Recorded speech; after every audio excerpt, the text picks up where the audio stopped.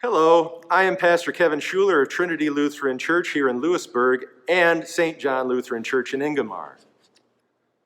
Sometime back in February, I believe it was, I attended the monthly meeting of the Lewisburg Area Council of Churches. At that meeting, plans were originally made to plan a salute to our veterans, especially our World War II veterans, to mark the 75th anniversary of America and our allies' victory in Europe. This commemoration was originally scheduled to be held on Father's Day this past June, but was postponed to Labor Day due to the COVID-19 pandemic. Sadly, it was then canceled due to continued concerns over COVID-19. As we originally discussed these plans, I volunteered to share my father's story of how his family was rescued and helped to be reunited with each other by our brave World War II veterans. I asked Lewisburg Mayor Marcia Jones if I could record this video to share on the website of the Village of Lewisburg, and she and the municipal manager, Jeff Stewart, are privileged to honor our veterans with my father's story on the Village website. Every time I drive into Lewisburg, I love reading that sign at our Ace Hardware store that reads, "We don't know them all, but we owe them all." My father, Glenn Schuler, was an immigrant from Belgium who first came to the United States in 1958 and officially became a citizen in 1964. Long before he came to the United States at the age of 24, Dad developed a great admiration and love of the U.S., thanks in most ways to the brave service of U.S. soldiers. As one of three sons of a very grateful immigrant, I humbly thank every veteran who has served to spread liberty throughout our world.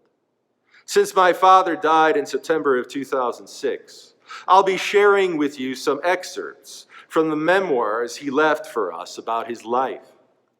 Throughout World War II, the Nazis wrought havoc throughout Europe. Towards the tail end of World War II, from September 1944 until the third week in April 1945, my father was separated from his family. First, he wound up in a camp for boys aged 8 to 13 years. As Dad later learned, his parents did get reunited in the Allgäu, southern Bavaria region of the German Alps. Fortunately, in the most tranquil and least war-damaged part of Germany. After an unfortunate turn of events, Dad and his sisters and brother were all separated into different prison camps. He wrote about his trip to the camps. "We had come down by train from the Westphalian Rhineland area, staying at one camp where we had been sorted out." By sorted out, my father was referring to being sorted out Gentile from Jew. Unlike the US, the only males in Europe who were circumcised were Jewish. So that was the sad reality of what it meant to be sorted out. Dad went on to write, "Then we were sent to Augsburg, where there was a camp for boys. We marched the 2 kilometers to get there. I remember they were crowded there and they could not accommodate us. So we camped for the night in a barn, spreading blankets on top of the straw. Early the next morning, we marched back to the train station. Whoever was directing us was told a new barracks had been formed in Rettenbach, where they had room for us. It was a short trip from Augsburg to Günzburg, and then a 3-kilometer march to Rettenbach. The terrain is quite hilly as it forms the natural transition from the northern plains to the Bavarian Alps. At the age of 10, I remember that I had a healthy appetite. So the very thing that I'll never forget about the winter of 1944 to 1945 was the quiet starving we all endured. On the road from Günzburg to Rettenbach, there was a section that grew wild apple trees. Although late in the month of November, there were still a few apples left. Some were still hanging on the tree, but most of the apples were laying on the ground under the tree. We gathered all of those apples, especially the ones that had been laying on the ground, even though they were half rotten. Eating the edible parts at least gave us some food in our stomachs. Like the cattle, we learned to eat grass and whatever vegetation we found. We were fed once in a while something called eintopf.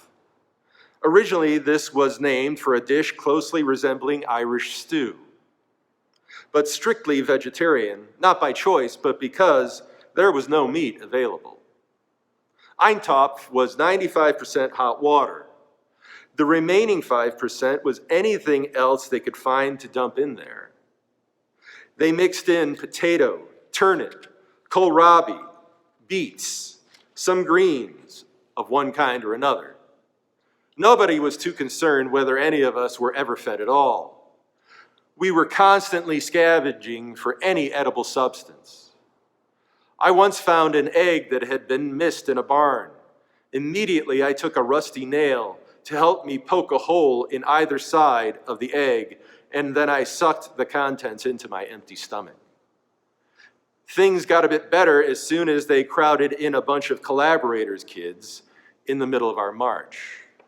Mind you, these kids were uniformed.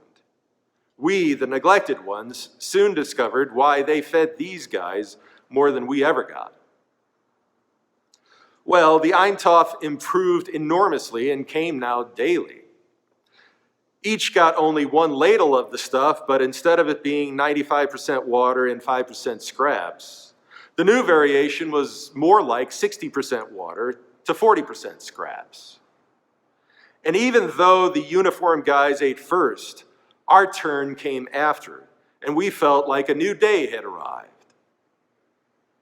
Just imagine our utter surprise when one morning in April of 1945, we awoke and found that we were all alone. During the night, the German soldiers, uniforms and all, had disappeared.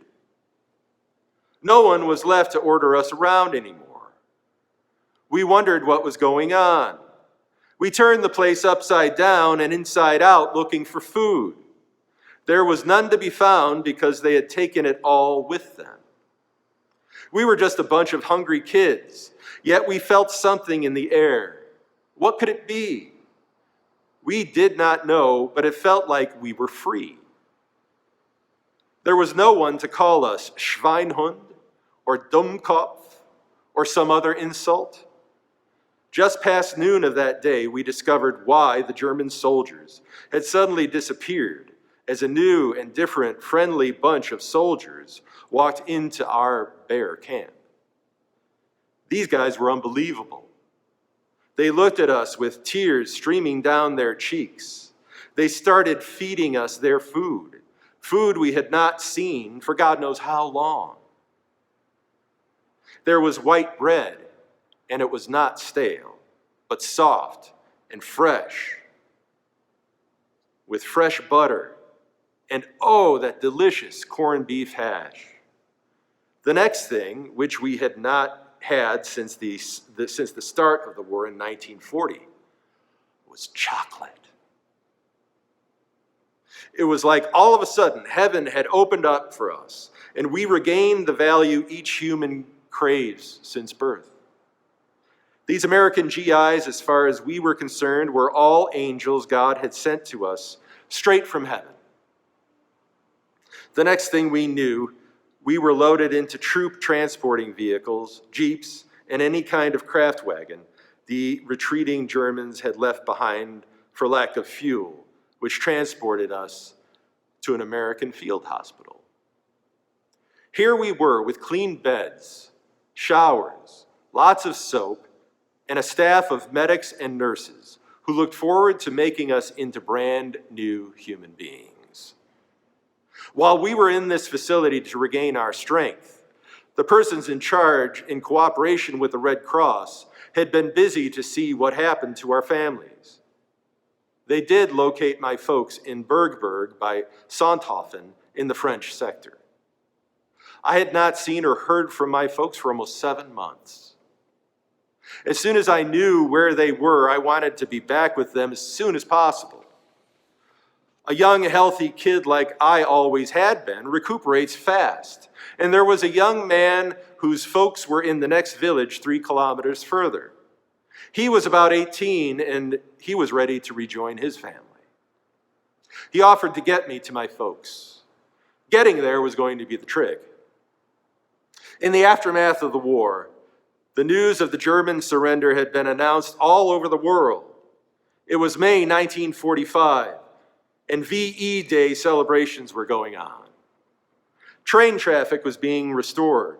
Our caretakers, who were a bit worried about us, did understand our desire to get back with our parents. They gave us the necessary directions and papers we would need to cross the various checkpoints we had to pass through. Off we went in search of our parents. I traveled light with just the new clothes on my back that had been provided by the hospital. The rags I had been found in were long since burned. My travel companion got us lifts from just about any Army vehicle going our way. All he needed to do was show the provided papers for the checkpoints. We did have to walk quite a bit in the 25-kilometer wide zone, which was sort of demilitarized, between the American zone to the north and French zone to the south. To shorten a longer story, they walked and got various lifts until they came upon a very lucky break in their long journey. My father, coming from the relatively small bilingual country of Belgium, already at the young age of 11, had a few lessons in French, which was fortunate because being able to speak French enabled my dad and his traveling companion to get a ride to their destination, Sonthofen, from a French-speaking Algerian officer who happened to be driving there. Dad went on to write, "As I remember, that ride cut 25 kilometers off from our trip and meant that we could reach Bergburg that same afternoon. Our courteous driver drove us to within 2 kilometers of our destination to make sure we would have no trouble finding it. We thanked him for his help and started walking. After about 15 minutes, I suddenly heard the voice of my 9-year-old sister calling for my mom. Henrietta had spotted me down the road with an older person. Sure enough, I saw her and Mom coming down the stairs from the wooden brown balcony of a house that looked like a Swiss chalet. Mom was running to meet me with open arms. We both had the tears in our eyes and running down our cheeks as well. Mom had been worried sick about my well-being for months. She had tried in vain to find out what had happened to us. Prior to my arrival, my 15-year-old sister had been sent home as soon as Freiburg-See had been liberated. She was obviously in a better prison camp than Rettenbach. Mother thanked my friend for bringing me home and invited him in for a refreshment. He thanked her but promised to do that another day because he too was anxious to see his folks who lived nearby. We of course understood and waved at him until he disappeared from view around the bend in the road. Now I was back with the family and could tell them the story of my ups and downs in Augsburg and Rettenbach. Mom was concerned about how thin and weak I had become. But now, at least, we were together as a family, identified by the authorities as such, and we received the same good food as the American GIs. All these K rations and care packages came from the United States. The K rations consisted of cereal, cornflakes, butter, corned beef hash, ham in a can, and Hershey chocolate. Mom told me that the Red Cross had let her know that I had been located, was being taken care of, and that I would return to her as soon as I had regained my strength. They wanted to assure Mom and Dad that they had found us very hungry and underfed, but in general good health. They also let them know from which direction we would be coming. Thus, my 9-year-old sister was watching for me. She was quite proud that she was the first one to spot me, and she wanted recognition for that. Another 12 years would pass from the time of that wonderful family reunion to the time my father left his home in Belgium to come to the United States. Being a Belgian resident of Dutch origin made finding work in either Belgium or neighboring Holland difficult for my father. Later in his memoirs, Dad told of his decision to come to the U.S. Fortunately for Dad, he already had a sister and brother-in-law living in Chicago who helped him get an American-born sponsor. This is what Dad wrote. In early 1957, I was invited to consider emigrating to the South African diamond mines as a management trainee. Instead, after consulting my brother-in-law and sister in Chicago, I chose the United States. And due to her disappointments with the Belgians, my younger sister followed me a year and a half later. I shall always believe that leaving Belgium to find a future in the United States was the far better road to take. And so, on May 21st, 1958, my oldest sister and my brother, who had remained in the Netherlands, and my younger sister, the Belgian, brought me by car from Eindhoven to Rotterdam, where my ship, the HMS De Groot Beer, which is German for Ursa Major, not the Great Bear, sat rigged and ready at the main harbor.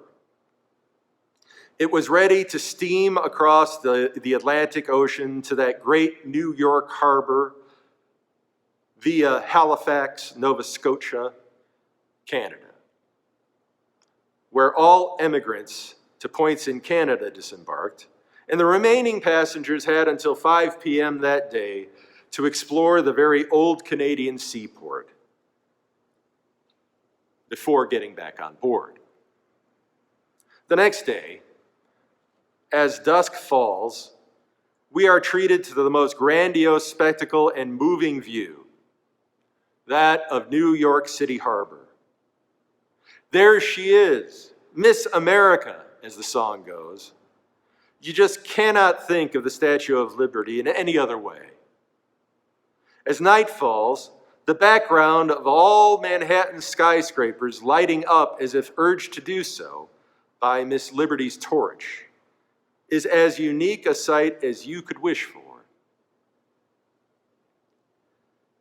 These were just a few of my father's memories. Years ago, my mother told me that sometime during the early 80s, Dad took my older brother George with him on a visit with his family in Belgium and Holland. Dad's youngest sister, my Aunt Lewica, took Dad to a cemetery for American soldiers in Belgium. Dad told my mother that he was overcome with emotion at the sight of all those graves. He cried at the thought of how close he came to death, and that it was the American soldiers who saved his life. He never forgot it. In the midst of his weeping, Dad told his sister Lewica that those soldiers who gave their lives to liberate them were all so young. My mother, who was born in Utica, New York, and later moved to Chicago, where she met my father, went on to say, "Our whole family would not exist if it were not for the bravery of American soldiers, sailors, and airmen."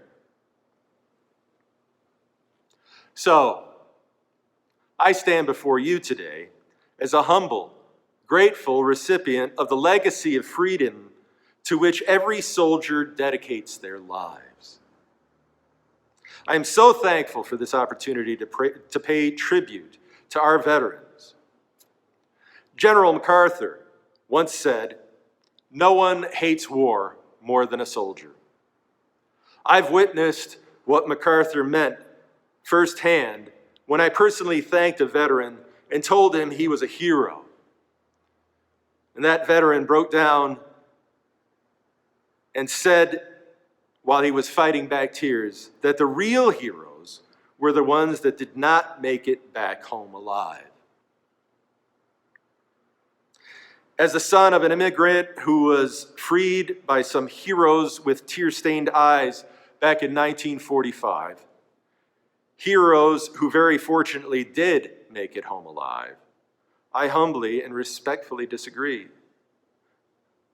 Whatever your branch of service, in whatever theater of war you have served or will serve, I know my father's story of being liberated is echoed by thousands of similar stories, thanks to your selfless, heroic service.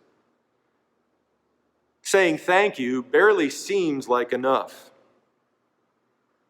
but it is all we have. Thank you, and God bless you.